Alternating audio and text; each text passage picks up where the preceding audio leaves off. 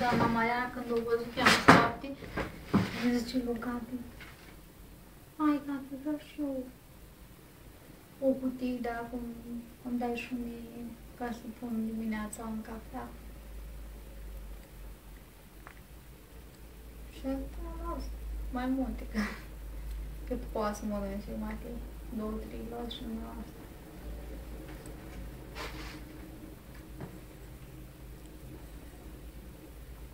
Când a venit eu, vede că la mine se comportă altfel, adică încerca să-mi dai mie explicații. I-am zis lui Gabi doar să-mi cumpere carpetina să-i spăl covorul, dar nu mai stat probabil. Chiar dacă spun să e ce-am nevoie. Rămătei mâncat foarte mătușică. Dar mi-a dat nicat mâncare la copilul ăsta. Am dat eu 2 cremuși.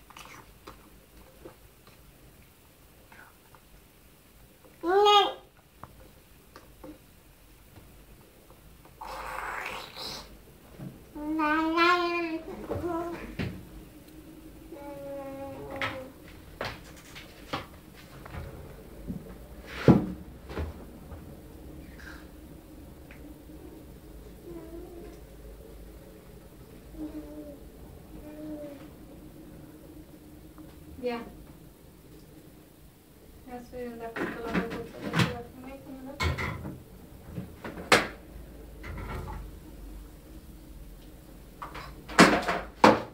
Tati, îmi dai?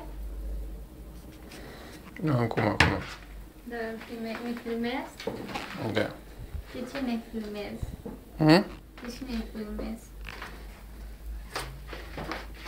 Oh, dragă. Azi noapte nu m-a lăsat ăsta micul de los să dorm. Aici pune el acolo.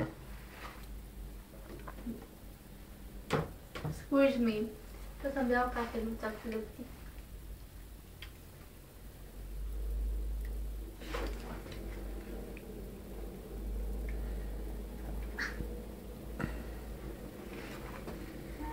Filmează cum mănâncă pâine. Nu bucata aia de pâine. Pâine! Dacă o dai jos, nu-ți mai dau nicio bucată. Na, nu-ți mai dau, dar uite ce-ți dă mama.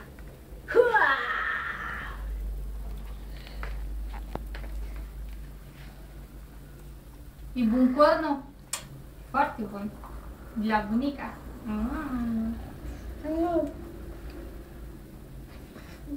Ai văzut și gustos? E călduț cornul. Da. Îți dau și lăptic.